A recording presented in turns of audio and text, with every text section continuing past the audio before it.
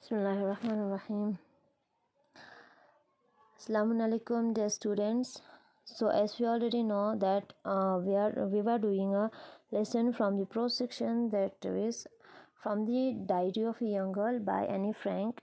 So in the previous video we have done this portion, यानी कि first page जो है हमने पढ़ लिया था. इसमें क्या पढ़ा था?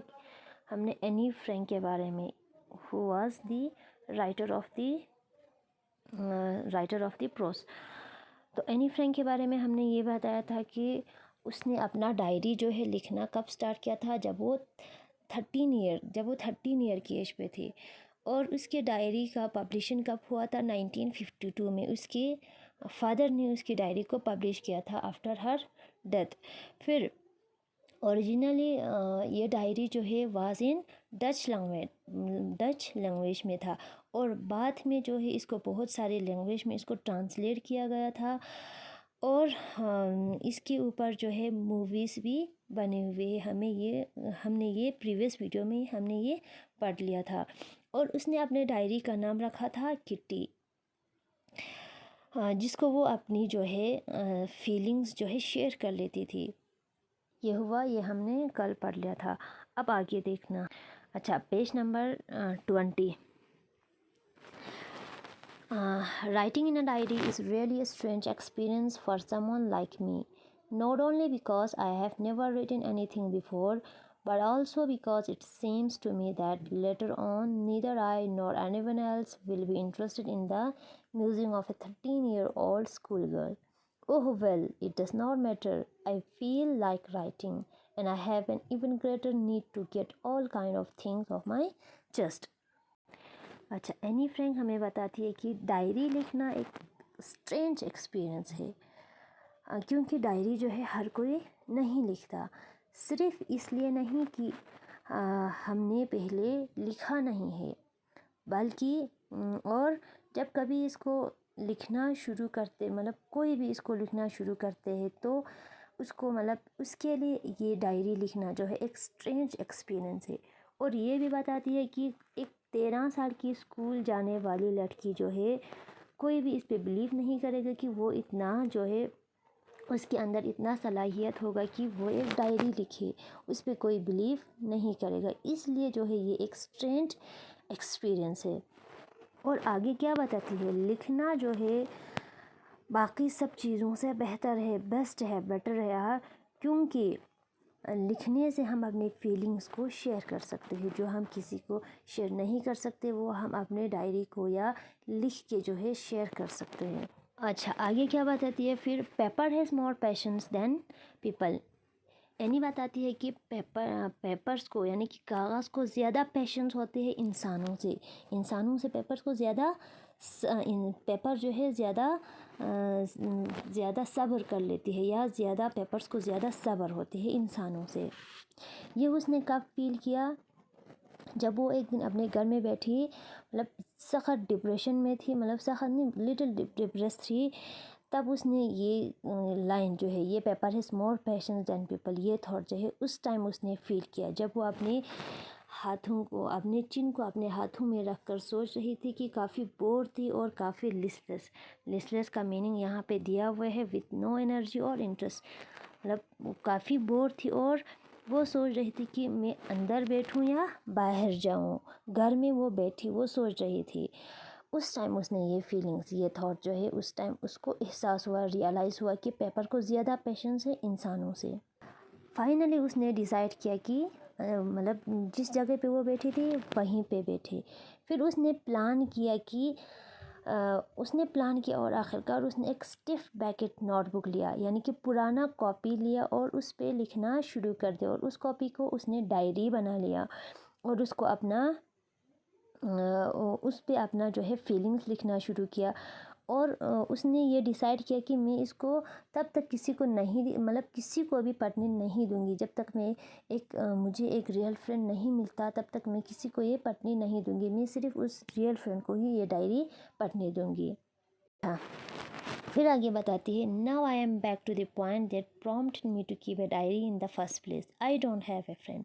तो ये हुआ मतलब फर्स्ट 2 पैराग्राफ में हमने ये पढ़ा कि मतलब ये जो है एनी ने जो हमें बताया कि डायरी किस तरह से मतलब डायरी लिखना एक स्ट्रेंज एक्सपीरियंस, ये एक मतलब फ्लैशबैक की तरह है। अब आगे बताती है कि अब मैं मेन पॉइंट पे आती हूँ कि मैंने डायरी लिखना कब शुरू किया, या मेरा डायरी लिखना जो है फर्स्ट प्रेफरेंस कब बना। आई डोंट हैव ए फ्रेंड, वो क्या बताती है, मुझे फ्रेंड नहीं थी, मुझे कोई दोस्त नहीं थी। अच्छा, फिर आगे बताती है, let me put it more clearly since no one will believe that a 13-year-old girl is completely alone in the world. अच्छा, वो ये क्लियर करना चाहती है कि कोई भी इस पे बिलीव नहीं करेंगे, कोई भी इस पे यकीन नहीं करेंगे कि एक 13 साल की लड़की जो है इस दुनिया में, इस वर्ल्ड में मतलब अपने आप को अकेला फील करती है। एंड आई एम नॉट, वो क्या बोलती है, मैं अकेली तो नहीं हूँ। I have loving parent and a 16-year-old sister and there are about 30 people I can call friends. I have a family, loving aunts and a good home. अच्छा, फिर क्या बताती है, मैं अकेली तो नहीं थी, मेरा लविंग पेरेंट्स थी, मेरी एक सिस्टर थी जो 16 साल की थी, और लगभग हमारे फैमिली में या लगभग मैं जिनको जानती हूँ अराउंड 30 पीपल थी जिनको मैं फ्रेंड बुला सकती थी। और मेरी एक लविंग फैमिली थी और लविंग आंट थी और एक अच्छा खासा या एक गुड होम था। No one On the surface, I seem to have everything except my one true friend. अच्छा, फिर भी मतलब उन सब के होने के बावजूद भी वो एक ट्रू फ्रेंड की तलाश में है। वो एक इस कमी को मतलब वो महसूस करता है कि मुझे जो है एक ट्रू फ्रेंड नहीं है। All I think about when I am with friends is having a good time. I cannot bring myself to talk about anything but ordinary everyday thing. We don't seem to be able to get any closer, and that's the problem. Maybe it's my fault that we don't confide in each other. In any case, that's just how things are, and unfortunately, they are not liable to change. That is why I have started the diary. वो क्या बताती है, अगर मुझे एक true friend होता तो मैं मतलब अपने फ्रेंड्स के साथ अपनी फीलिंग्स जो है शेयर कर सकती, या मैं ऑर्डिनरी थिंग्स भी उसको बता सकती थी।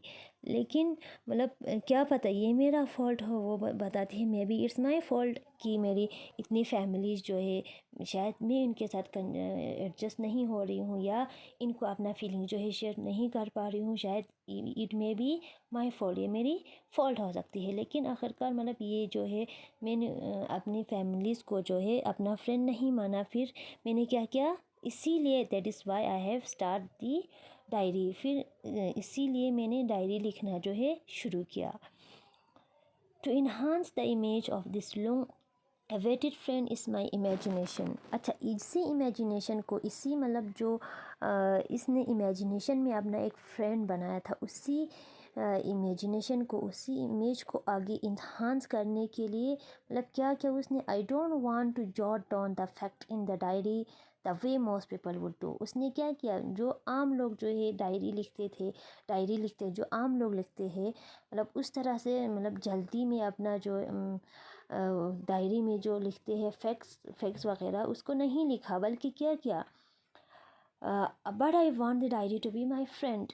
वो क्या कहती है कि मैं अपनी डायरी को अपना फ्रेंड मानती हूँ। अच्छा, फिर उसके बाद उसने उस डायरी का नाम क्या रखा, डायरी को अपना फ्रेंड माना और उसका नाम रखा किट्टी। अच्छा, फिर आगे बताती है कि कोई भी इस डायरी के वर्ड्स को जो है वर्ड्स को तो नहीं समझेगी, लेकिन मैं इसमें मतलब ये बताते कि एनी फ्रैंक, मैं कोशिश करूँगी कि मैं अपनी लाइफ स्केच जो है ब्रीफ लाइफ स्केच दे दूँ, इस डायरी में लिखूँ।